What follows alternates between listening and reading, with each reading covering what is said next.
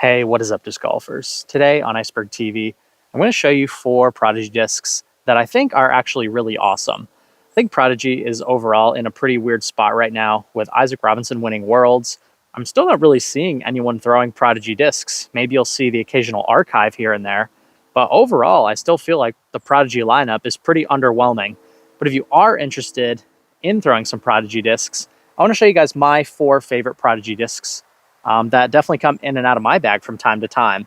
And I think the first one is super notable. I think the Prodigy A2 approach disc is one of the most consistent and stable and reliable approach discs on the entire disc golf market. This approach disc is definitely a few ticks more stable than the Zone, than the Harp, than the Toro, any of those zone type discs. The A2 is quite a bit more reliable and overstable in comparison to those discs. It tends to be a bit skippier as well, but if you want reliable overstability, the A2 will never let you down. So let's give it a quick throw here. You can just see right out of the hand, that thing just wants to get down. It just goes straight onto hyzer and then falls out of the sky. I don't know about you guys, but that's really what I want out of an approach disc. I want something that's got as little glide as possible and as most control as possible. The next disc on the list is the Prodigy M2. The M2 is pretty much, from what I could tell, the favorite mid-range of most of the Prodigy pros. The players that like the hyzer flips like Cale LaVisca, or the players with slower arms, they tend to really enjoy the M4, which is a bit flatter and a bit less stable. But really what the M2 is, in my opinion, is a better archive that's a little bit pushier.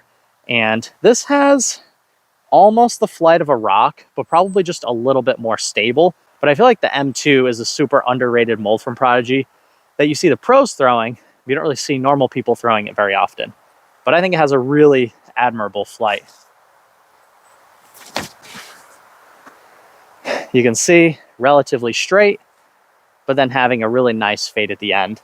It's kind of that consistent do-it-all mid-range that you can really rely on. And it's pushy and glidey enough to where it goes pretty far, but then it's stable enough to where you know it's just not going to go haywire and glide away on you. Now, the last 2 discs I want to talk about are the only 2 F-Series discs that I really think are worth going to anyone's bag. I feel like the F9 is pretty good, especially for players with super slow arms and beginners. But once you advance up the ranks a little bit, you get more arm speed, you get better at disc golf. I think the F5 and the F3 are the 2 best F-Series discs, so fairway driver discs that Prodigy has in their lineup. The F5 is like a nice, flippy, leopard-ish flight. You can put it out on hyzer, and it'll hyzer flip and go relatively straight. Or if you throw it really hard or really flat, you can get a nice big turn out of it. And the F3, this is a disc that's going to give you that T-bird flight. But a lot of people don't like the feel of the T-bird because it has that big nose bead on the front of the disc. You're going to get that really nice T-bird style flight without a nose bead on the front of the disc. So nice, good, mostly straight flight, but a good little fade at the end. This basically flies like the M2, except a bit farther. So we'll throw the F5, which honestly, this is my favorite Prodigy disc by far. And then we'll throw the F3. You just get that nice little hyzer release, flip up, and it still has a little bit of fade at the end. But overall, that's one of Prodigy's most shapeable discs. And then we've got ye old F3 here.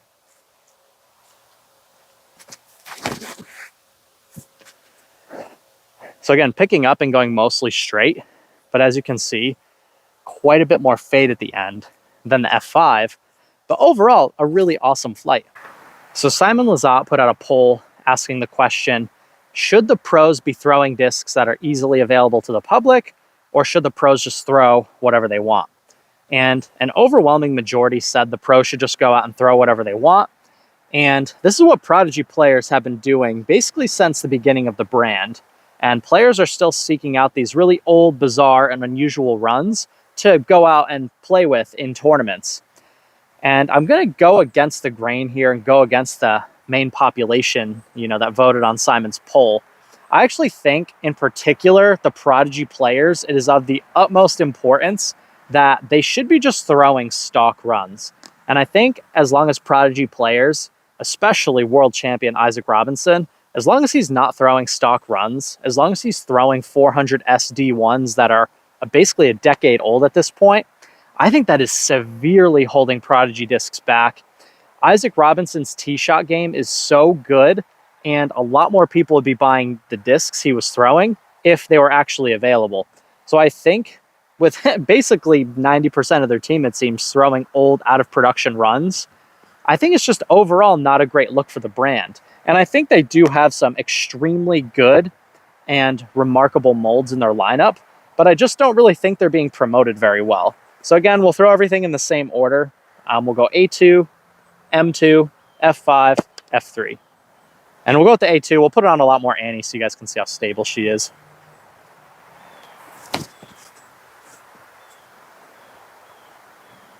But I've always said the A2 is everything the Harp always wanted to be. It has a very similar shape to the Harp, but they just come out so much beefier and more reliable and overstable. When you're approaching the basket, you really want to have that confidence. And now we've got the M2.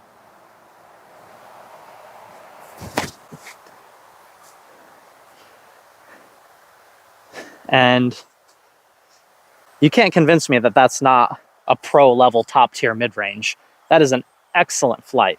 Then we have the F5, such a comfortable feel in hand, just a slight baby dome.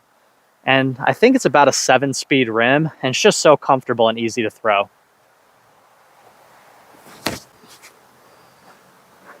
Get that nice flip on it, but still has a little bit of integrity to fade at the end.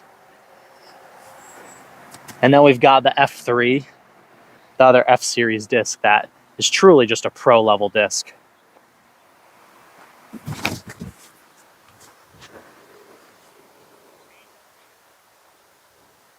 And that thing just absolutely goes for days. It just flies so far, so easily. It basically pushes almost as far as my distance drivers, but you can just see it just stays on an absolutely tight line. And it's just such a good disc. And it's funny, even with Prodigy, holding the world championship title right now in Isaac Robinson, when I go out on the course, I don't see anybody throwing really any Prodigy discs. And the few people that are out throwing Prodigy discs are on the street team. They want to be on the street team. They're trying to get sponsored. There's not very many casual players that I see throwing Prodigy discs. There's just so much going on in the disc golf space right now. So many exciting different things. So many MVP and Axiom discs in players' bags. So much Discraft in people's bags. So much Innova in people's bags. Infinite thought space.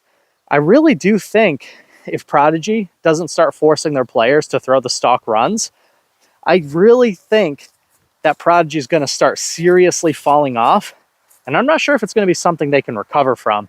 So I think sooner than later, they should start requiring their pro players to throw stock runs. And I think they'll see their sales double, possibly even triple. And I'm sure you guys can tell, like, this M2 is super chalky. And although it does look pretty ugly, these chalky runs of Prodigy discs, when it's wet or when it's raining, these discs perform the best when wet in comparison to any other disc. And that's a statement that I can firmly stand by. The grass is pretty wet right now. Didn't bring a towel out. And I mean, because they're so chalky, they don't seem to carry any moisture. They just stay dry and they're just easy to throw, even if they get a little bit wet.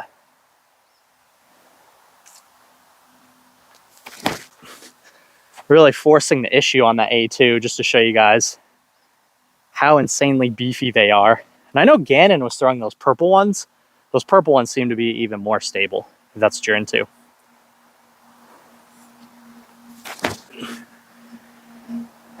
I truly enjoy that M2 a lot. That thing is such a really nice flyer. Such a good flyer. Then we've got the F5. One of the most fun discs on the market.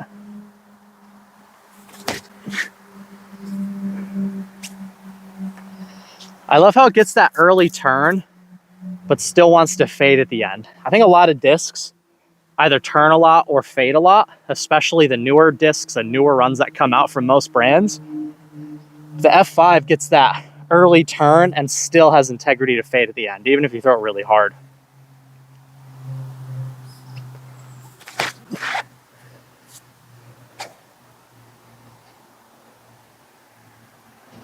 And then F3 doing F3 things.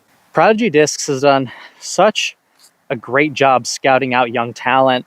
I don't know who is scouting these players out. Maybe it's Will Schustrick. Whoever it is that's doing the scouting, negotiating the contracts, and getting the players on the team is doing an amazing job. Year over year, they keep signing just some of the best young players, and these players wind up thriving on the pro tour. I see Alden Harris becoming a top 15 player during his career, maybe even top 10. Gannon Buhr, possibly the best player in the world. Isaac Robinson, guy shreds majors. Just Prodigy has an eye for talent. And I just think that they need to maximize on their eye for talent. They need to start taking advantage of the players that they have on their team. With Alden Harris's vlog being so popular, I hope they give him a huge contract this offseason. I hope Isaac Robinson gets a huge contract this offseason. But what I'm afraid of is because nobody's buying Prodigy discs, they just sit on the shelves. They're not going to be able to afford to sign and re-sign these amazing players. Let's rip everything out there one last time. A2, M2, F5, F3. And then we can wrap up the video.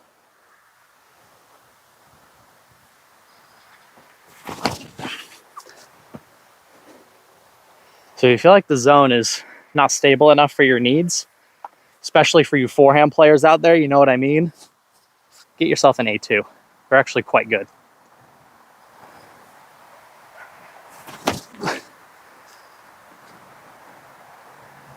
And then that guy is just a tick more stable than a Rock or a Rock 3. A really great disc. Then we've got my favorite, F5.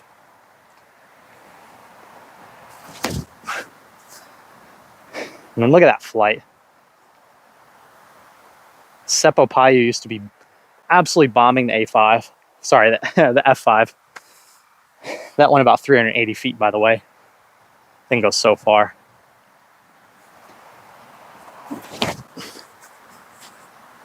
That's crushed as well.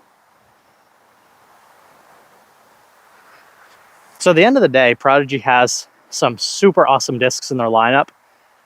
They can be really fun to throw, but I think this doesn't go for every brand and every manufacturer.